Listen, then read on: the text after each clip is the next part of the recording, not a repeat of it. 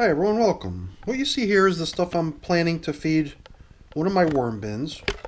It's just an assortment of different kitchen scraps. You can see a piece of tomato, some cucumber, some potato peels, and maybe cabbage or possibly lettuce. Hard to tell at this point, but we'll get a better look at it once we drop it into the worm bin. The worm bin to be fed is out here on the bench already, and up until the most recent check-in, which was 13 days ago now, this was being considered as my youngest active worm bin, but a week ago a couple newer bins got launched, so this is no longer the baby in the family.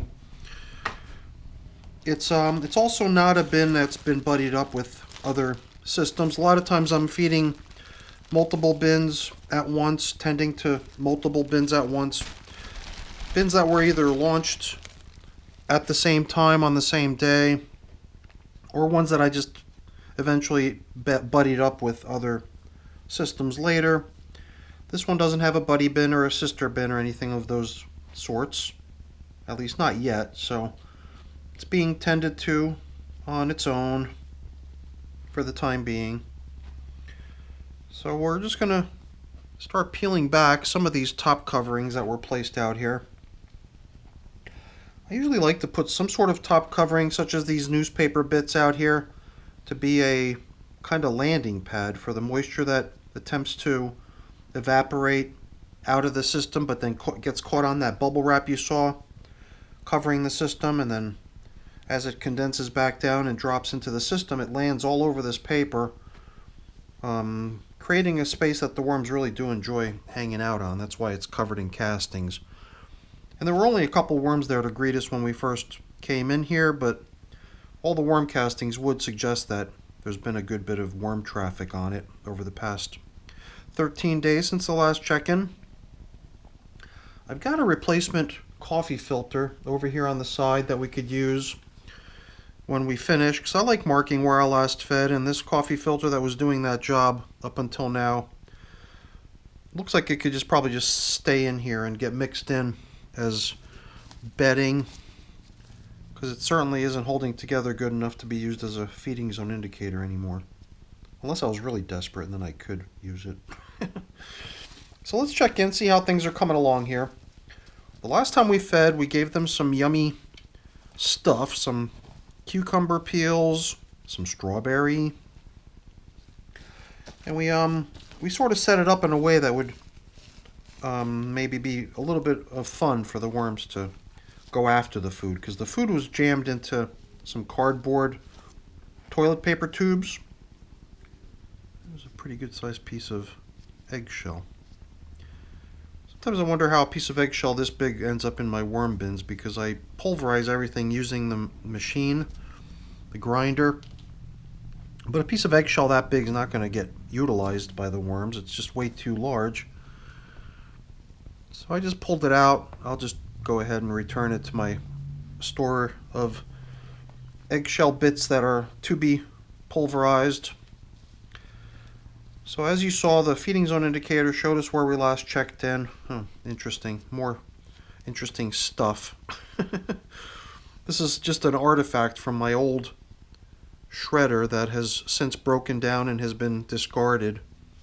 This is one of those interesting little pieces of it that goes in between the cutting wheels that keeps fragments of paper from getting jammed in between the cutting wheels and interfering with the motion of the spinning components.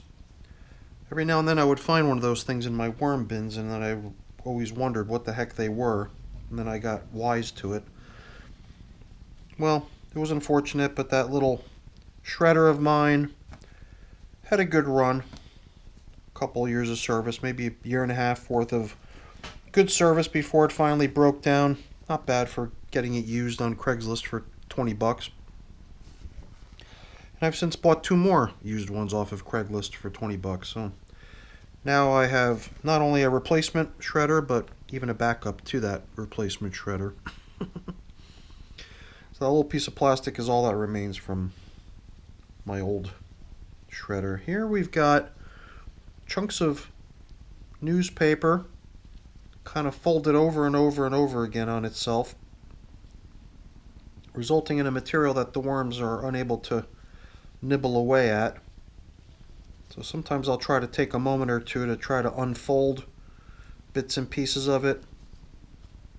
It's probably just like a little folded over edge. Sometimes I'll fold over the edge of the piece of top covering newspaper if it's a little bit bigger.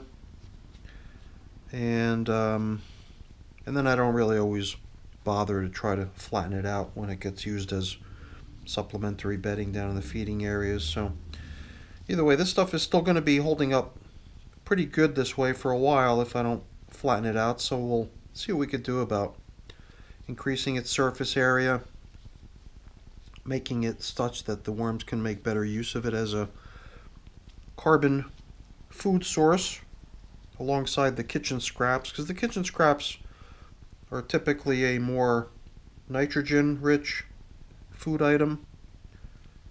And then to supplement that or to balance that out, it often makes good sense to include some sort of a more carbon rich food source, and that's what their bedding is generally. The bedding also doubles as their carbon rich food source. These things here, they've got to be the skin of the cucumber, because sometimes you make a dish where the cucumber is going to get sliced up into little pieces, but you don't want the skin on there. So certain recipes call for the removal of the skin, so they're just in these long strips, not unlike what you already see in here. So that's probably what we're seeing here, is just that tougher outer piece of the cucumber skin that was not yet nibbled away. All the soft stuff's been removed from it. The strawberry they got, though, 13 days ago, I don't see any sign of that. And I think so far this piece here is the only piece I found of the cardboard tubes that were placed in here, but now I think we're starting to finally bump into some of them. Here we go. These things are holding up pretty good. On other worm channels I see people use these things, and they don't even stuff them full of foods to lure the worms into them. The worms just go into them voluntarily on their own. There must be something about an enclosed space like that that the worms enjoy crawling into. So the foods that were placed into these things might have been gone for some time now, but the worms still stay in them because I think they enjoy being in stuff like that. You know, there is a good amount of carbon-rich material here that we could use as sort of the foundation for today's feeding. I mean, I came in here with my prepared bedding supply, but I'm starting to think that we might already have sufficient material of that sort here already to use as the foundation for today's feeding. This is one of the newer systems that is sort of subscribing to a philosophy that I started to adopt recently, which is to start running my bins with a great deal more material in them from the get-go, rather than starting with just a small amount of material and working my way up to hitting the capacity of the container. But I found that if I do it that way, I'm really limited on the work space that I have, since I do like to stack stuff up. And as I stack stuff up, I'm operating right up here by the edge of the container, and I always worry I'm going to bump into something and spill it over the edge. And also by doing so, it limits me on having space to add more bedding materials. So even though it seemed like a good idea in theory, once I sort of put it into practice, it started to reveal some of its pitfalls. So I think something that still attempts to utilize the available space in the bins better is still a good idea to try to retain, in terms of possibly creating worm bins when they're initially launched, utilizing more of the available space in the containers, but possibly not going quite as close to the capacity point as I've been doing in some of my newer ones. In fact, I think those two new systems that I just launched off, I had already started backing off on that thinking, and I didn't go quite as full on the setup of those two new bins that I just launched a week ago. So this might have been the last system where I really tried to go very close to the capacity of the system when I was originally setting it up.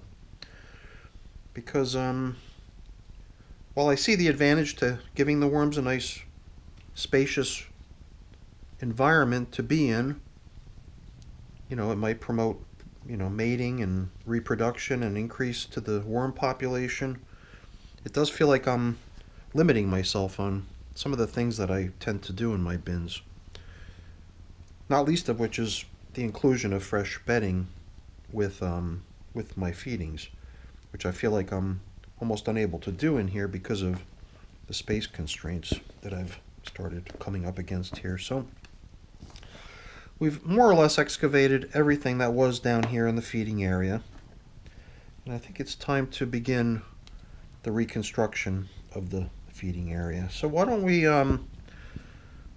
go ahead and start piling back in some of these materials that we encountered along the way. In large part, they were just cardboard tubes and reused top covering bits of newspaper. And there is certainly a sufficient amount of it down in here to serve as a good foundation for today's feeding. And then I believe we can even maybe take some of this similar kind of carbon-rich, leafy material and bedding bits and stuff that was just sitting out on the surface, not getting much attention, and get it down into the feeding area too. So now, hopefully we've not stacked so much stuff into the feeding area that we don't have room for the foods that we bought down here for them today. I think we're in good shape. Once we dislodge these food items from one another and spread them out, I think we'll have a nice generous portion, but not so much that it'll prevent us from still having room enough to backfill the feeding area. So now I think what we're encountering here is some iceberg lettuce, not cabbage. So I think now we're able to better identify what that food substance was. The other two items that we see in here, though, is the peels from cucumbers as well as the peels from potato. Those are correctly identified, so they are what we thought they were. And now, before we cover up the feeding area, I'm going to sprinkle in a little bit of this pulverized eggshell. This is the size of the material that I think the worms are able to make good use of. As far as a grit material, that large chunk of eggshell we encountered early on, I don't know, perhaps it would deteriorate over time, and perhaps it would release a little bit of extra calcium down into the material, which at some point later in the game could be utilized by the plants that get the castings, but I doubt that it would serve much purpose for the worms as far as a grit source or anything else like that. So I think pulling it out and including it in my supply of eggshells to be ground up at some point later is a good way to play it. There's for a system that's at this point only 58 days of age, it does seem like there's a lot of castings stacking up in here. And we've made that observation already in previous check-ins, even before it got to this point in time where it's still less than 2 months old if you think about it. We haven't even reached 60 days of age, and these worms are doing a number on the material that we gave them in here. And it might be because we did launch a pretty good size population of worms into here. It's an estimated population, very close to 3,000 worms. So I mean, with everyone's input, we established an estimate for the worm population that lives in here, which is 2,961 worms.